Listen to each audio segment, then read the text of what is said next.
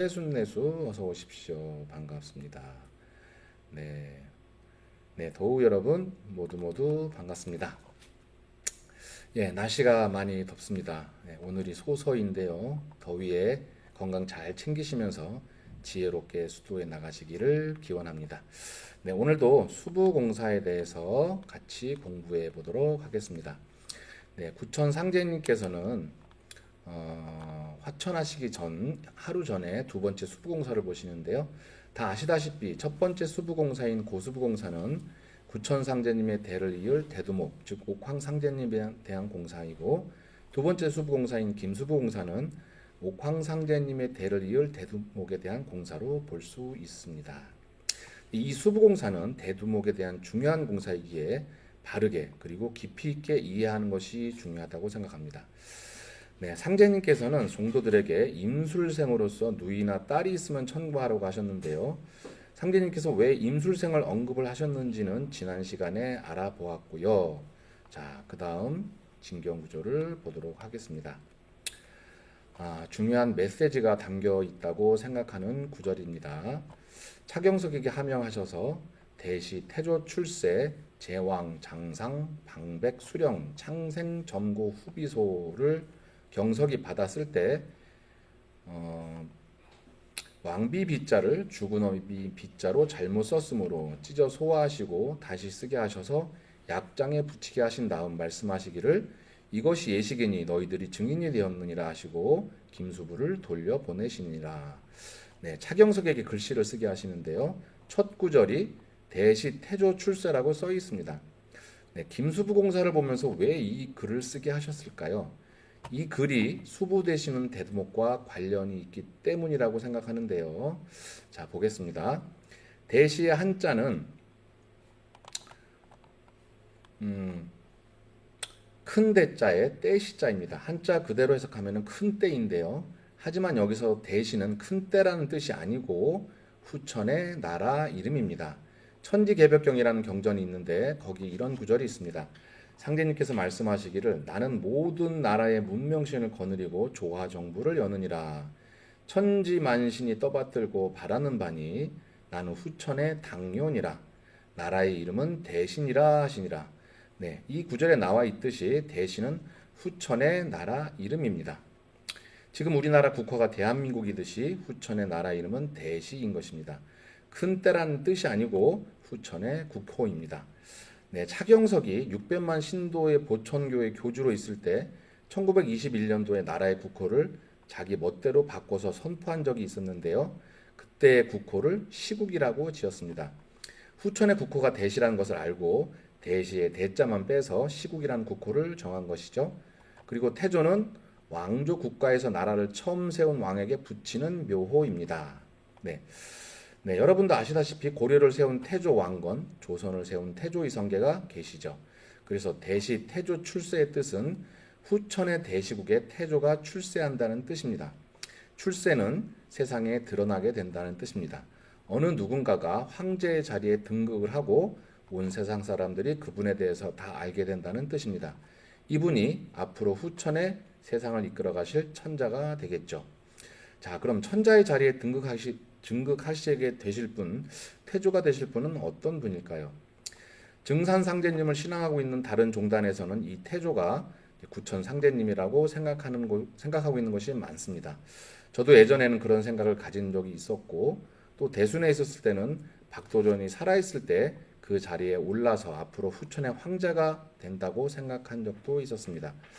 지금 생각해보면 참 공부가 짧았다는 생각이 드는데요.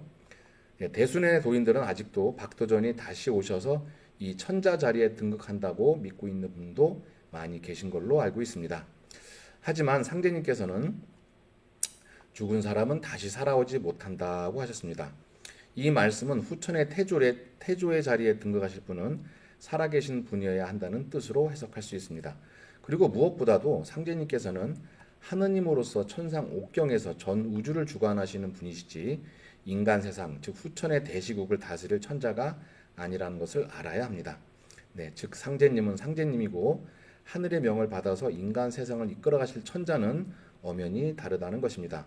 그래서 천자의 보위에 오를 분은 따로 계셔야 합니다.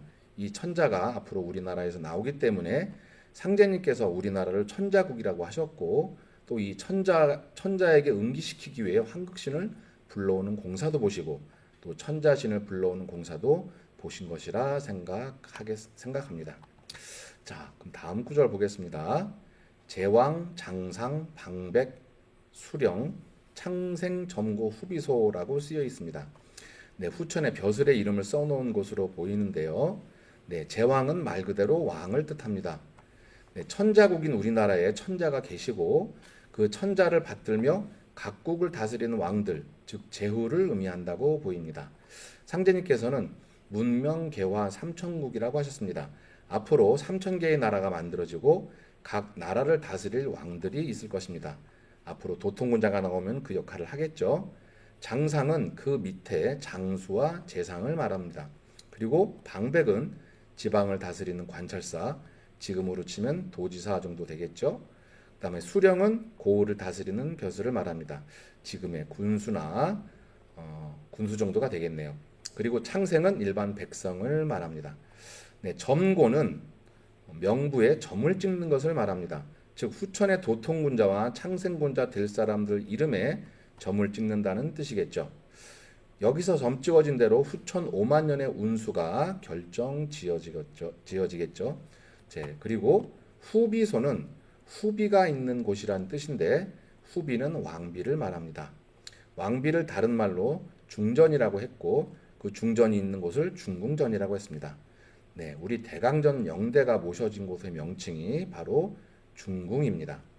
영대가 모셔진 중궁이 있는 우리 대강전에서 대강식이 이루어질 때 각기 수도한 바 그 공덕에 따라 제왕, 장상, 방백, 수령, 창생이 결정지어진다는 것입니다. 즉 점고 후비소는 후비가 있는 곳 중궁에서 점을 찍어 상통, 중통, 하통의 도통군자와 창생군자가 정해진다는 뜻으로 해석할 수 있겠습니다. 네, 진경 말씀 잠깐 보겠습니다. 대강식은 후일에 있느니라. 그때에는 도인 각자가 집이든 직장이든 어디에 있더라도 전진고가 울리면 대강전으로 몰려들어 문이 있는 대로 올라오게 되리라. 그리하여 자기가 닦은 공을 자기 스스로의 해각으로 알아서 자기 자리를 찾아서게 되므로 오늘과 같이 혼잡스럽지 않으리라. 네, 대강식은 반드시 대강전에서 이루어집니다.